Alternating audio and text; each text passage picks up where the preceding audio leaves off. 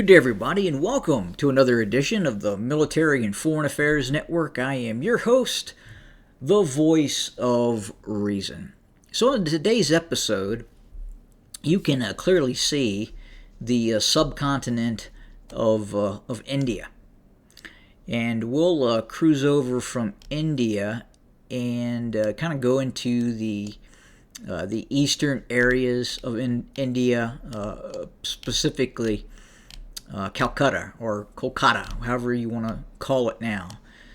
But this is an urbanized expanse of poverty and human despair that persons here in the United States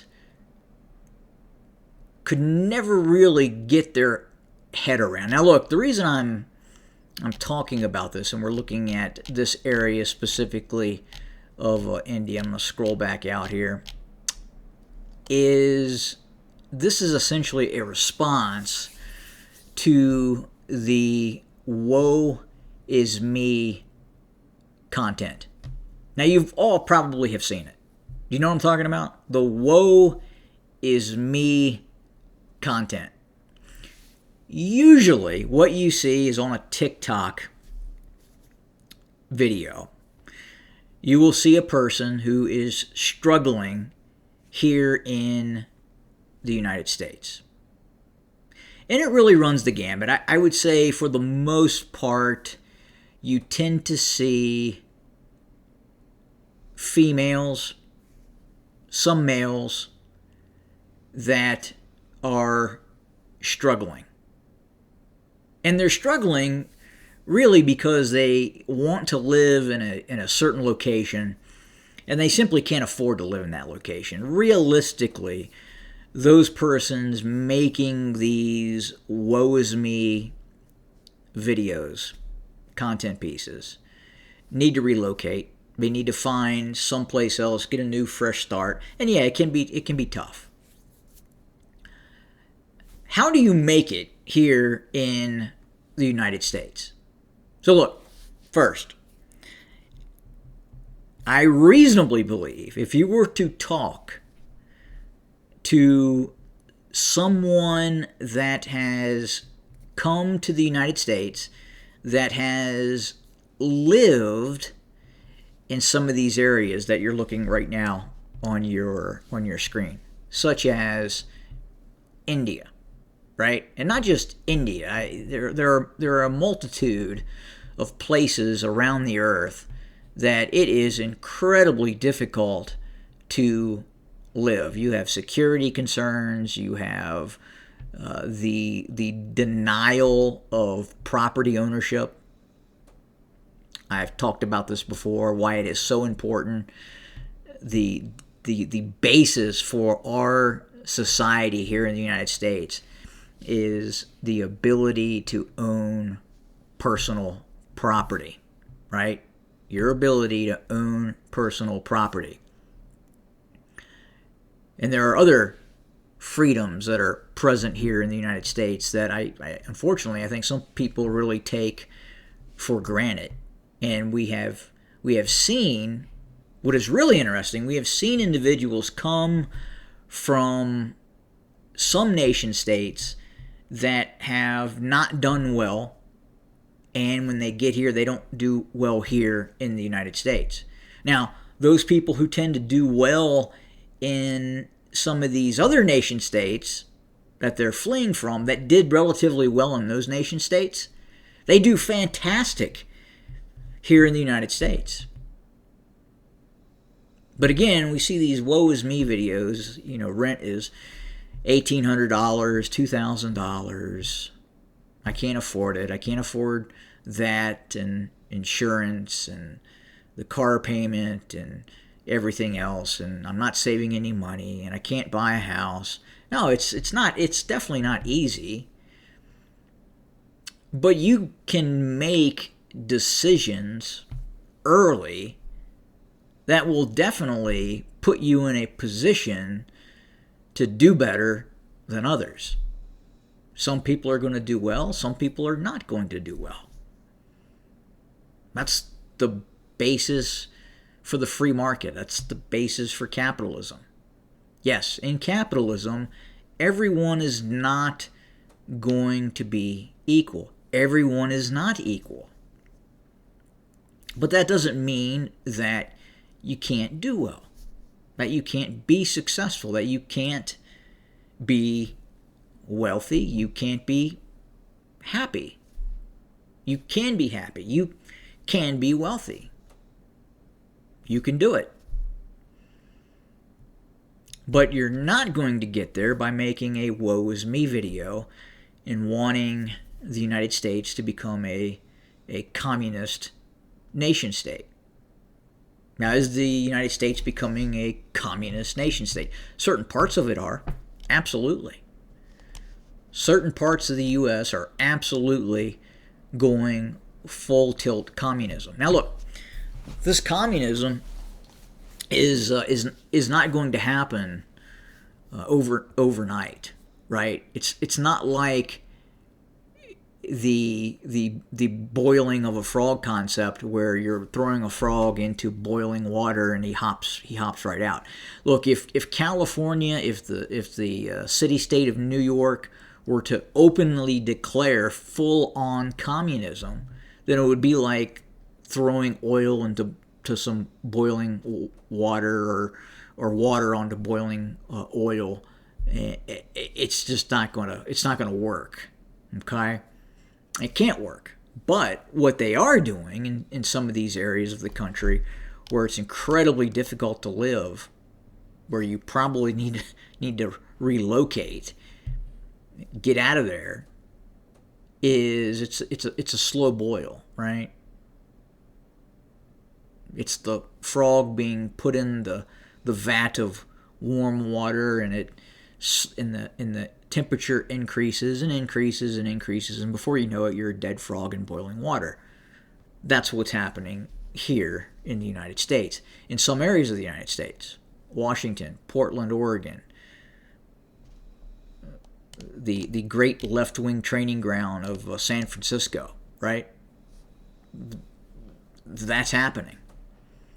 That's going to occur. If you're living in those areas, or you want to live in San Francisco, and you are not a highly skilled IT worker that is very good at what you do, then you're probably not going to do well in San Francisco. Now, what you could do is you could utilize the economy of scale that may exist, right? You could commute to San Francisco, and you could do an hour and a half commute and earn a higher wage as like a service worker in San Francisco, and then take that higher wage and afford something less expensive well outside of that commuting zone. It'll be tough. You'll be able to save money, and you'll be able to do it. And you stop making the woe is me content, and you apply yourself, and you do that, and things may turn out a little different for you. But no, I mean, having no skill, getting a nonsensical degree, a humanities degree, and then expecting to live in San Francisco or other areas of California, it's going to be very difficult for you to do that. What are other ways to be successful? Join the military. Look, this is the Military and Foreign Affairs Network. I was in the military. I have children who are in the military. I have 2 boys who are in the military. Now, look, are they wealthy? No, they're not. But you do get some very good benefits. And I would say that just your expenses and your quality of life is probably going to be better than a food service worker working in San Francisco or Los Angeles or even Austin, Texas. Okay? It just is.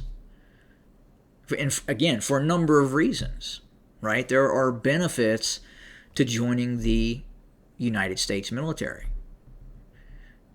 Even as an E3 and an E4, that is also getting the housing allowance and the food allotment, you're doing okay for yourself, especially at that age. And at that age, if you don't have a lot of bills, and usually in the military, you are able to mitigate that, right? You can save money. You can absolutely save money. You can spend money too, and you can be not smart in the way of your economics, and you won't save money, and you will have a hard time. But generally speaking, if you join the military and you're able to get through the physical and the mental components of it that take place early on or even during your military career, you can save money over that 4 to 6 year initial contract, and then get out, and with a VA loan is essentially like kind of taking over a rent, right? You avoid that down payment. That's, again, one of the benefits of joining the military is you get that VA loan, that Veteran Affairs loan.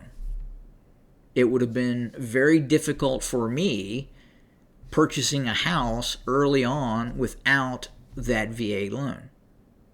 Outside of that, then to own property, you're looking at a first-time home buyer loan where you're probably putting down 3%, right? And again, it depends on where you're trying to buy your home.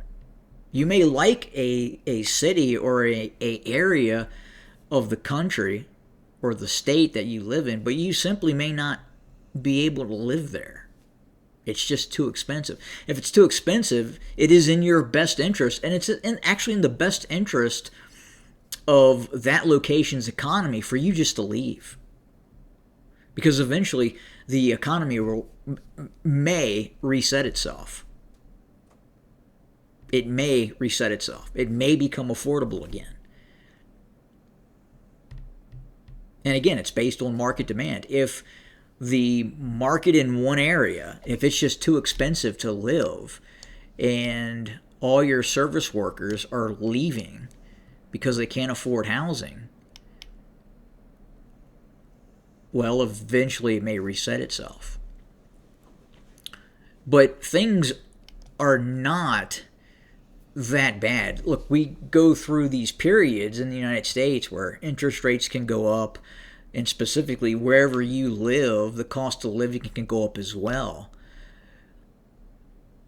But, I think every person here in the United States should watch the, what is that movie called? It's Machines. It's a documentary.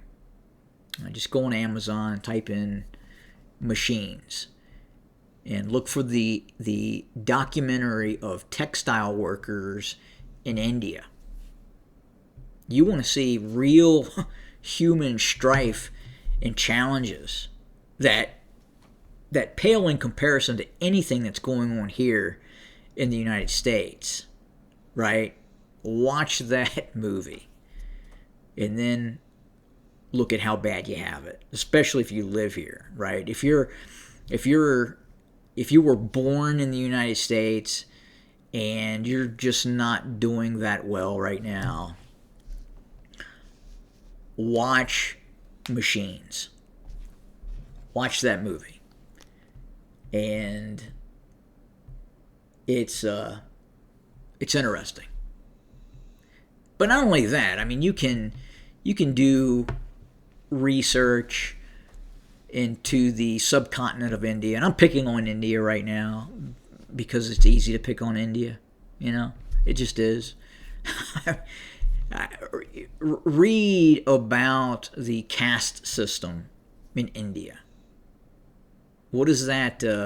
That bottom rung caste in India, it begins with a D.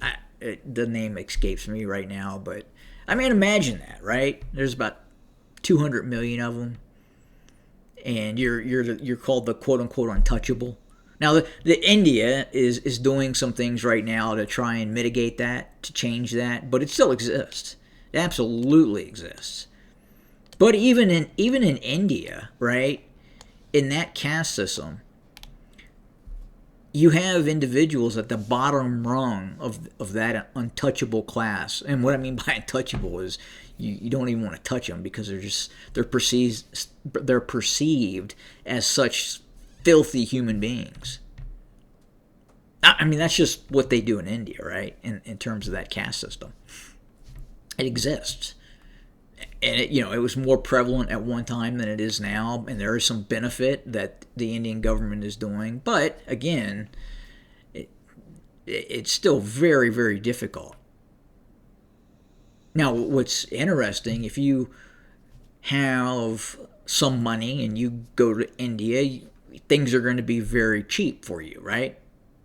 So you're going to have a little bit of different perception, of what you're able to afford with money. But if you don't have money and you're living in Calcutta and you are that bottom rung caste grouping, not a good life at all.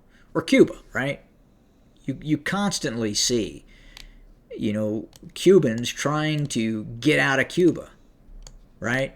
And the minute they hit U.S. soil, I don't know if this is still true, but the minute these Cubans hit U.S. soil, they're able to stay. That's the Coast Guard would try to interdict before they hit soil. So they hit soil, they could essentially stay.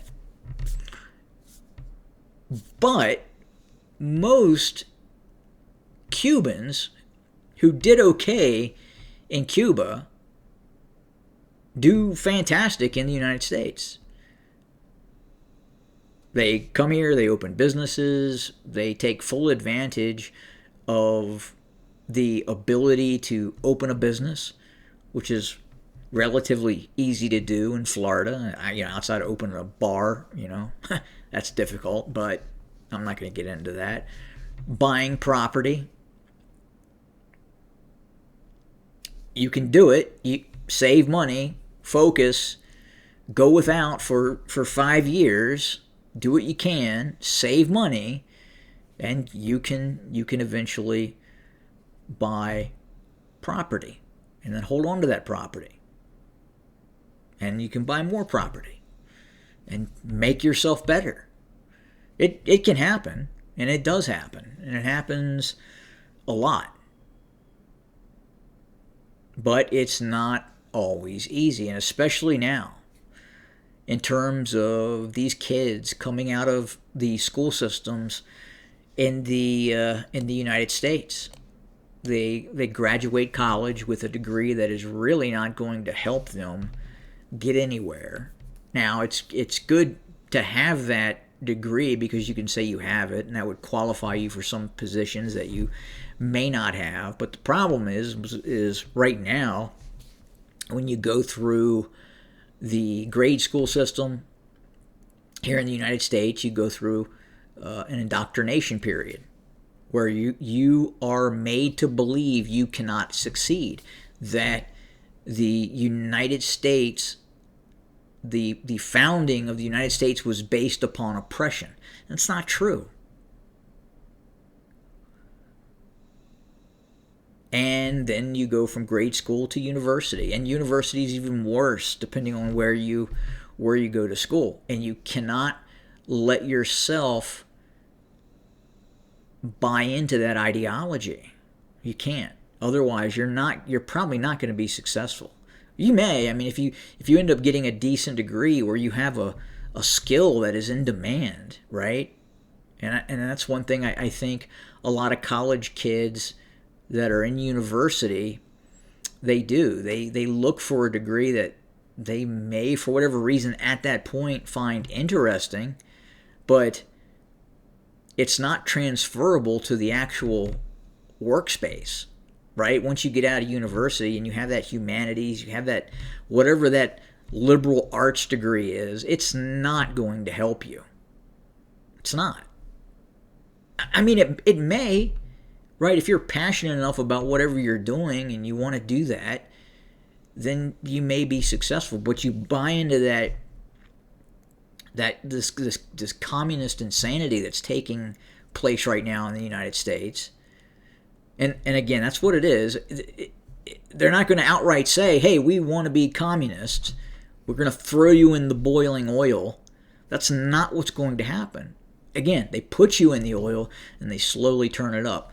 And when you initially get into that oil, it's socialism. We're democratic socialists. We just want everybody to have health care and to have a place to live. All right? That's all. We just want everyone to be happy.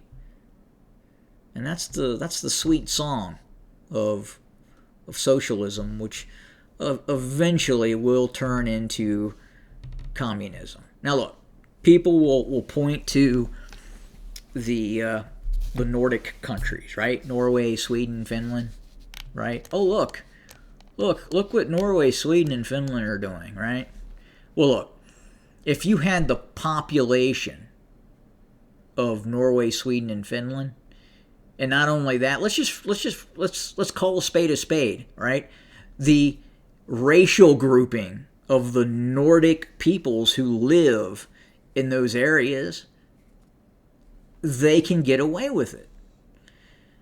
And I'm not trying to offend anybody. I'm just telling you what is true, right? Those Nordic European nation states and people, more importantly, tend to do better than some other societies, right? Madagascar, Iceland. Where would you want to live? I mean, I'm probably more maybe the Madagascar weather, right? But ultimately, the quality of life, the school system, the infrastructure, you can't even compare that. It's night and day. It just is. But point being, what they are doing in Sweden, in Norway, in Finland, that is very difficult to replicate in the United States. Again, tens of millions of people versus 300 million people. And we're getting to the point where, once we hit that 50+% here in the United States that is reliant upon the government, and that's what the communists, the democratic communists, the neoliberals want to happen. They want and need and require 51% of the population to be reliant upon that style of government. And then they stay in power. That's the sweet song. Hey, I will give you everything that you need, but you need to do as I say. I will give you a home. I will give you a job that you only have to work half-ass at. I will give you health care, but you have to do as I say. Give me your guns. You can't own a gun. Turn over your personal property. You cannot own personal property. You can't do that. We will give you your job. We will tell you what you are good at, and then we will put you in that role, that position. And that is the sweet song. But will you have the same quality of life? Ask the Soviet Union, right? I don't even think it can be done, right? In one country, communism in one country, very difficult to do, very challenging. But again, this is based on this piece of content that you're seeing right now is just really based on these woe is me pieces of content that are out there. And yeah, it's tough. Interest rates are high.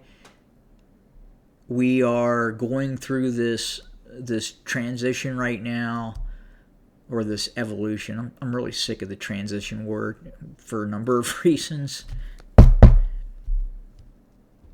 But it's tough.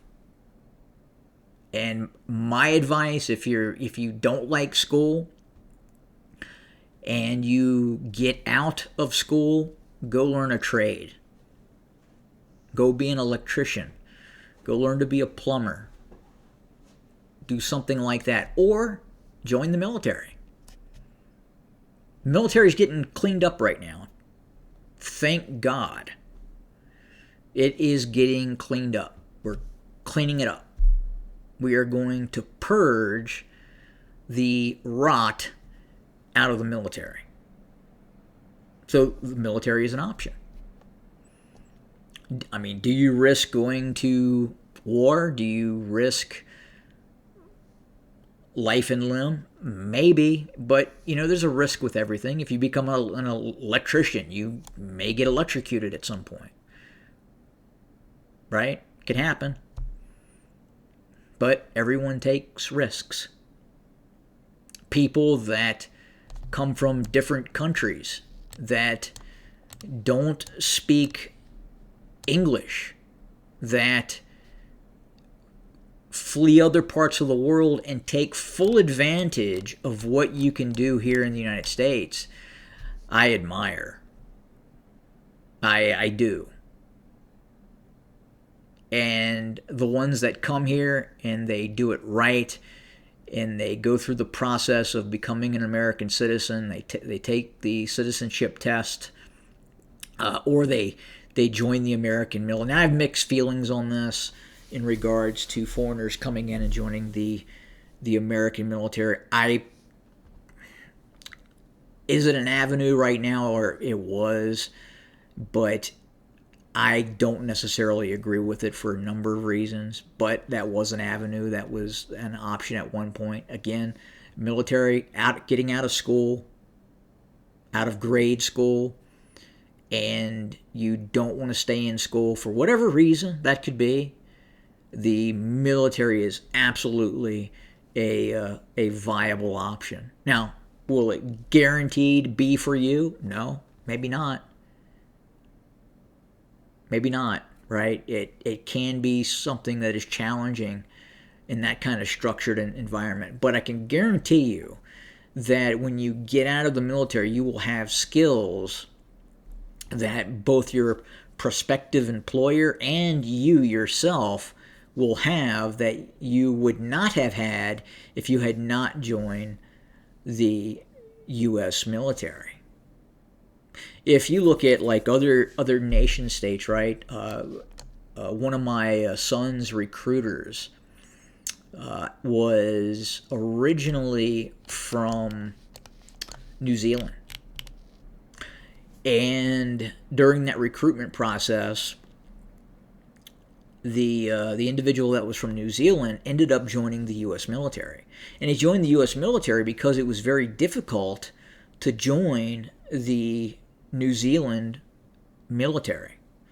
Apparently, it is not that easy just to say, hey, I want to join the New Zealand military, and then you get in. Obviously, it's much smaller than other nation states militaries, but it's, again, it's a I guess a fairly good quality of life, and if you're a New Zealander, you're probably not getting deployed that much into areas outside their special operations forces that may be assisting in Afghanistan or Iraq or something like that. But again, it was very apparent that it was very difficult to join the New Zealand Armed Forces. In my understanding, and in other armed forces around the world, it can be like that, right? It can be challenging to just get in and join. Now, if we look at other nation states, obviously right now, if you're in the Russian Federation, it may not be outside of your patriotic duty because your nation is at war, something that is viable, right? It's just different. It absolutely is different, and who knows? But right now, the at least from what intel I have, the quality of money that you can make in the Russian military has actually gone up, and I mean there's options, but I don't want to stray too far into other nation states in terms of what other nations are doing and stuff like that. But specifically, here in the United States is what what I wanted to talk about. Again, the woe is me, right? You're in New York, or you're in Miami, or you're in San Francisco or Los Angeles or Seattle, Washington, and you can't afford to live there. Well, move. Try to move out of town, commute, save some money, and then move out of the state. Go to another state that is affordable. And I can tell you with absolute certainty that there are states where if you are working at a Walmart and both of you, like let's say you have a husband and a wife and they're both working at Walmart, and one gets promoted to maybe an assistant manager making $40,000-$50,000 a year, you are going to be able to afford a home in Missouri. Now look, is Missouri, right, a small town in Missouri or outside of Springfield or some city that like Osage Beach, or not Osage Beach, maybe Lebanon, Missouri, right? You're going to have a much cheaper and much more viable cost of living. Now, is it going to be where you want to live? Maybe not. But again, you may not be able to afford some of these areas. You may eventually be able to afford one of those areas, but as a young person just out of school, and especially if you decide to go into a large indoctrination center, the university, and get a worthless degree, it is going to be very difficult for you to live in San Francisco or some of these larger cities with student debt and that kind of cost of living. It's just not going to be viable. You're not going to be able to do it. Not going to happen. Maybe eventually, or again, you man up or woman up and you join the United States military. And there are absolutely many military occupational specialties that will give you future-facing opportunities that you will never get in a private sector university. You just will not be able to do it. Not only that, the whole concept of a security clearance. Let's say hypothetically you want to go from the military into a government contractor role, right? I mean, it could be you want to go work for Lockheed Martin, you want to go to work for Raytheon, or a smaller contractor. The security clearance, depending on the role that you have in the military, is like almost instant employment. Instant.